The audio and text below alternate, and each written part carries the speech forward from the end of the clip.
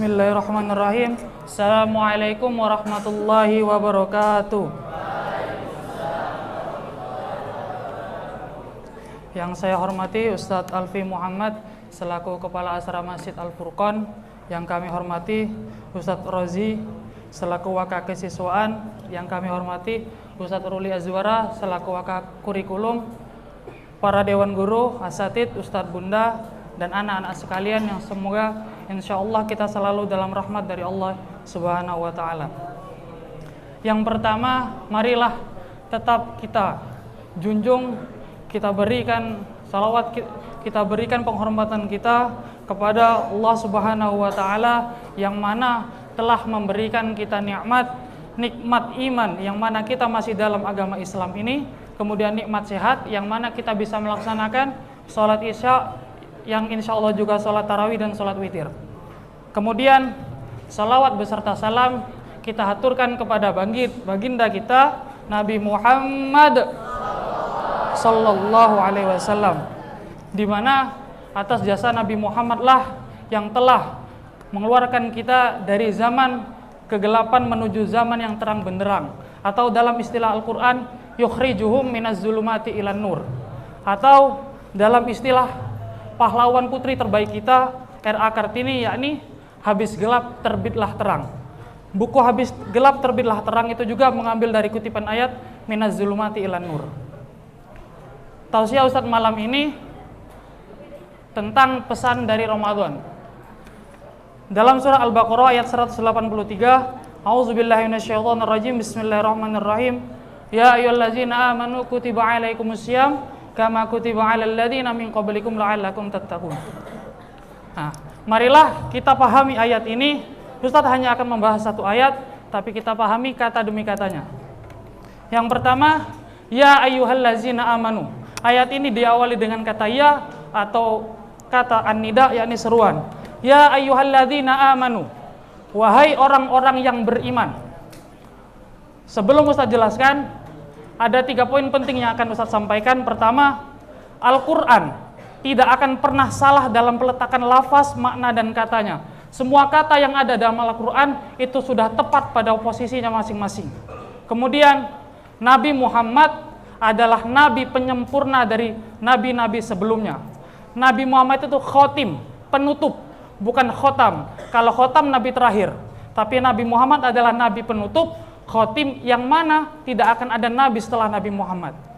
Kemudian Al-Quran adalah kitab penyempurna kitab-kitab sebelumnya. Baik kitab Taurat, Zabur, dan Injil itu disempurnakan oleh Al-Quran. Nah, baiklah kita kembali lagi ke ayat tadi, ya ayyuhallazina amanu. Al-Quran dalam seruannya, ketika Allah memanggil hamba-hambanya, bisa menggunakan ya ayyuhallazina amanu, bisa ya bani Adam, bisa ya ayyuhan nas, atau juga ya ayyuhallazina amanu yang kita pakai hari ini. Kenapa Allah hanya memanggil orang-orang yang beriman, bukan orang-orang yang muslim, atau bukan wahai anak Adam, atau bukan Bani Israel? Karena hanya orang-orang berimanlah yang mereka akan mendengarkan dan mereka melaksanakan perintah Allah. Ingat, kalau hanya modal Islam seperti ayat puasa ini, banyak orang-orang Islam, banyak orang-orang yang telah mampu dan telah dibebankan kewajiban berpuasa, tapi mereka tidak berpuasa. Makanya ayat ini hanya untuk orang-orang yang beriman, di mana orang-orang berimanlah yang mereka mendengarkan perintah Allah dan mereka melaksanakannya. Jadi insya Allah bagi kita yang melaksanakan puasa hari ini, kita tergolong dari hamba-hamba Allah yang beriman. Kenapa? Kita tidak hanya mendengarkan perintah puasa, tetapi kita melaksanakannya. Ya ayyuhallazina amanu. Ayat berikutnya, kutiba alaikumusiyam. Kutiba, artinya diwajibkan. Dalam Al-Quran, hanya ada 2 kata wajib di dalam Al-Quran yang memiliki makna wajib. Yang pertama, wajaba atau wajib. Yang kedua, farobo atau fardu. Makanya ada istilah sholat fardu atau sholat wajib. Tetapi Al-Quran memilih kata kutiba. Ataupun dalam redaksi kalimat di kitab klasik, kita menemukan kata labudda. Labudda juga artinya wajib. Tetapi dari kata farodo, wajaba dan labudda, Al-Quran tidak memilih satupun kata dari itu. Al-Quran lebih memilih kata kutiba, yang asal katanya adalah kataba, kemudian diubah mabni ma'lum menjadi kutiba, yang memiliki makna di atau diwajibkan. Jadi dari kataba diubah menjadi kutiba, duma awalu wa kusira ma qabla akhir, di domah di awal dan di kasroh satu huruf sebelum akhir, memiliki makna di. Nah, jadi kataba asal artinya adalah menulis. Oke, kemudian dia dimabni ma'lumkan menjadi ditulis. Dan para ulama tafsir sepakat bahwa arti ditulis tadi dirubah menjadi wajib. Wahai orang-orang yang beriman, diwajibkan atas kalian untuk berpuasa. Atau diartikan asalnya, wahai orang-orang yang beriman, dituliskan kepada kalian untuk berpuasa. Ingat kata Ustaz yang di awal, tidak ada satupun kata dalam Al-Quran itu yang tidak sesuai pada tempatnya. Kenapa Al-Quran memilih kata kutiba yang berarti ditulis? Seperti ini contohnya. Apabila kita menulis sesuatu, baik itu di kertas ataupun itu di papan tulis, apa yang akan nampak dari tulisan itu? Bekas. Oke? Ketika kita menulis baik itu di kertas, di papan tulis, di daun lontar, dimanapun itu, akan ada bekas dari tulisan yang kita tulis. Itulah maksud dari Ramadan, itu adalah pesan dari Ramadan. Apa pesannya? Jadi apapun ritual keagamaan yang kita lakukan pada bulan Ramadan, harapan dari Ramadan adalah membekas. Membekas apanya? Tetap kita laksanakan sholat berjamaahnya, kita ramaikan masjidnya, kita perbanyak tilawah Qur'annya, kita laksanakan puasanya, dan kita melakukan kebaikan-kebaikan ke sesama muslim.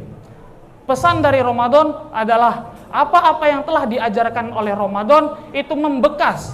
Tidak hanya membekas di bulan Ramadan, tapi dilanjutkan ke bulan-bulan selanjutnya sampai kita bertemu dengan Ramadan berikutnya.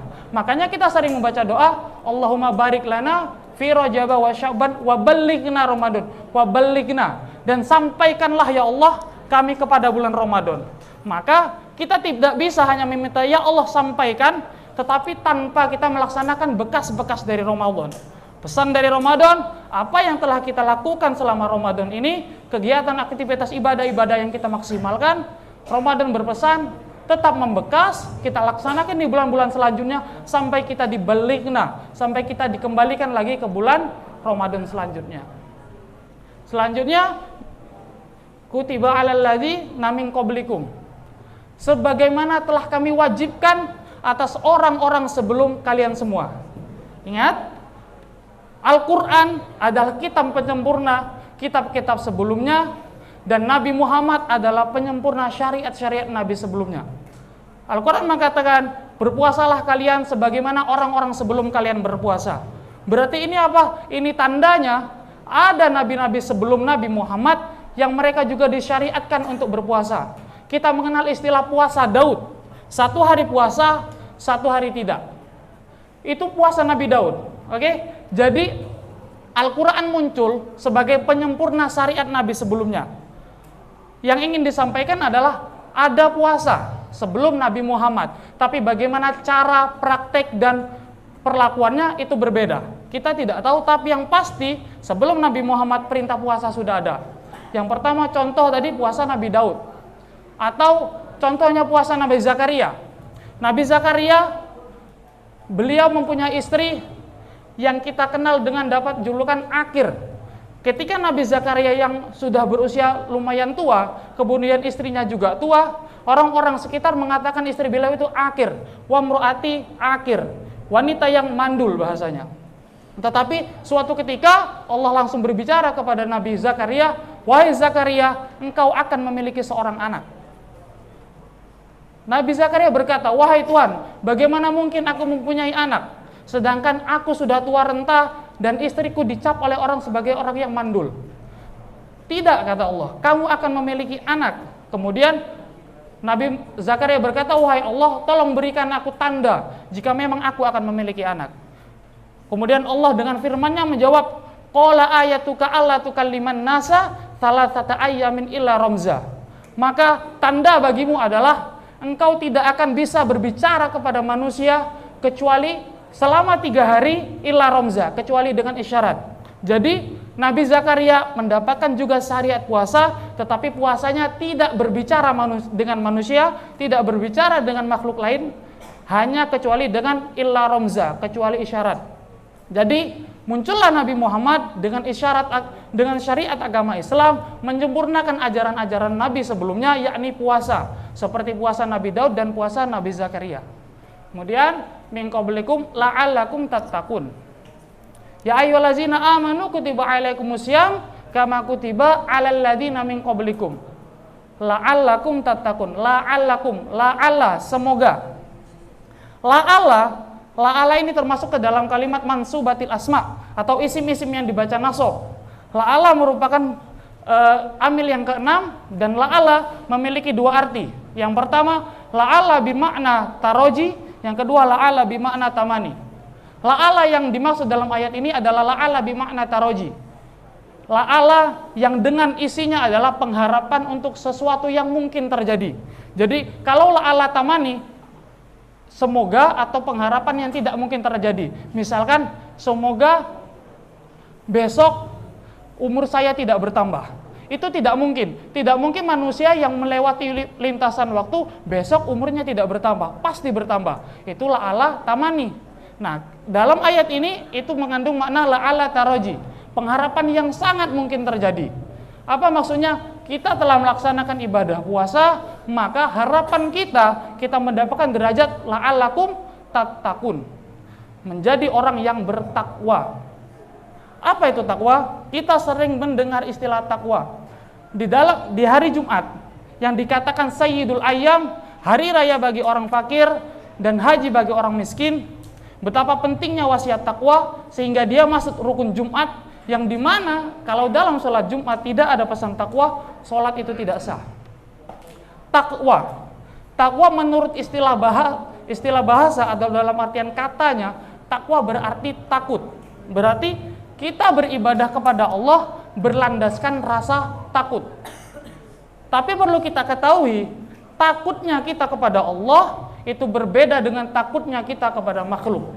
Contoh, ketika kita di tengah hutan, kita bertemu dengan hewan buas, ataupun kita bertemu dengan ular berbisa, kita akan takut kepada mereka, dan yang kita lakukan, kita menjauhinya. Kita menjauhi ular itu, kita menjauhi hewan buas itu. Tetapi takwa, takut kepada Allah, menjadikan kita semakin dekat kepada Allah. Jadi berbeda. Takwa yang dimaksud adalah takwa yang bermakna takut, tetapi menjadikan kita semakin dekat kepada Allah. Kemudian takwa secara istilah yang paling dasar adalah ta'muruna bil ma'ruf wa tanhauna 'anil munkar. Amar ma'ruf nahi munkar. Melaksanakan apa-apa yang Allah perintah dan menjauhi apa-apa yang telah Allah dan Rasulnya larang.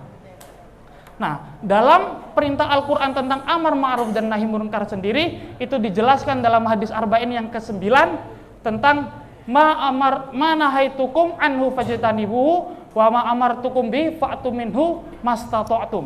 Nah, jadi kita tidak hanya bisa mengatakan amar ma'ruf nahi munkar saja, tidak. Tetapi itu ada kaidahnya. Yang pertama, ketika Allah mengatakan ma amartukum bi fa'tu minhu mastata'tum, kerjakan kebaikan sesuai kadar kemampuan kalian masing-masing. Dalam hal itu wajib ataupun sunnah. Misal dalam perkara wajib, Allah memerintahkan kita untuk melaksanakan sholat 5 waktu. Kita diperintahkan sholat dengan posisi berdiri. Bagi orang yang tidak mengalami sakit apapun, yang sehat jasmani rohani, kita diperintahkan untuk sholat secara berdiri. Mastata'tum. Tetapi jika tidak mampu berdiri, kita boleh duduk. Tidak mampu duduk, kita boleh berbaring. Tidak bisa berbaring, kita menggunakan isyarat kedipan mata, dan tidak bisa juga kita menggunakan istilah dalam hati. Kita sholat menggunakan dalam hati. Nah, itu untuk perkara wajib. Misal perkara sunnah, lakukanlah semampunya. Misal kita sholat duha. Sholat duha itu kalau kita mampu 2 rakaat. Tetapi kalau kita masih mampu tambah 2 rakaat, 4 rakaat. Mampu kita tambah 4, kita tambah 6, kita tambah 8. Nah, tetapi misal kita ada kesibukan, kita ada keperluan lain, maka disitulah berlaku kaidah mastata'tum. Laksanakan sholat duha semampu kalian. Kalau mampunya 2 saja. Tetapi kaidah ini hanya untuk ketika kalian ada keperluan. selama kalian tidak ada keperluan lain, laksanakanlah sholat, laksanakanlah perintah Allah semampu kalian, semaksimal mungkin. Oke? Semampunya itu hanya ketika kalian ada masalah atau ada kesibukan. Kalau tidak ada kesibukan, semua perintah yang kalian dibebankan kepada kalian, kerjakan secara maksimal. Yang terakhir, tanha anil mungkar. Nah, ketika Allah mengatakan apa yang aku larang, itu kalimatnya jelas. Ma nahaitukum fajtanibuhu. Dan apa yang aku larang, tinggalkan. Titik. Jadi, kalau perintah kebaikan, kita lakukan semampu kita, tetapi untuk kemungkaran, untuk kemaksiatan, untuk hal yang menimbulkan dosa, itu nahaitukum. Hentikan, jangan lakukan, titik. Tidak ada tinggalkanlah dosa itu semampu kalian, tidak ada. Misal ada 1 botol miras, tidak bisa. Walaupun kalian 1 botol saya minum, setengah botol atau bahkan setetes pun, itu tetap tidak boleh. Karena perintahnya jelas. Nahaitukum. Ketika itu dilarang, tinggalkan. Titik. Tidak ada kompromi sama sekali. Oke. Nah, jadi ayat 183 dari surah Al-Baqarah tentang perintah puasa itu tadi. Jika kita terjemahkan biasa, wahai orang-orang yang beriman, diwajibkan atas kalian untuk melaksanakan puasa sebagaimana telah diwajibkan atas orang-orang sebelum kalian supaya kalian bertakwa. Apabila kita maknai secara kata demi kata, secara tafsir bahwa wahai orang-orang yang beriman, yang kalian mendengarkan dan melaksanakan perintah Tuhanmu, telah diwajibkan atas kalian melaksanakan puasa, supaya puasa itu membekas pada diri kalian, yang terus kalian lakukan di bulan-bulan berikutnya, sampai kalian disampaikan kepada bulan Ramadan selanjutnya. Sebagai contoh, telah diwajibkan atas orang-orang sebelum kalian, seperti kaum Nabi Daud dan juga kaum Nabi Zakaria, supaya untuk menjadi pengharapan terbaik, kalian menjadi orang-orang yang bertakwa, orang-orang yang memiliki derajat tingkat tinggi di sisi Allah. Takwa atau mutakin itu adalah tingkatan yang tinggi yang bisa membuat kita menjadi orang-orang yang mendekatkan diri kepada Allah. Mungkin sekian yang dapat Ustadz sampaikan. Apabila banyak kata yang salah, Ustadz mohon maaf. Assalamualaikum warahmatullahi wabarakatuh.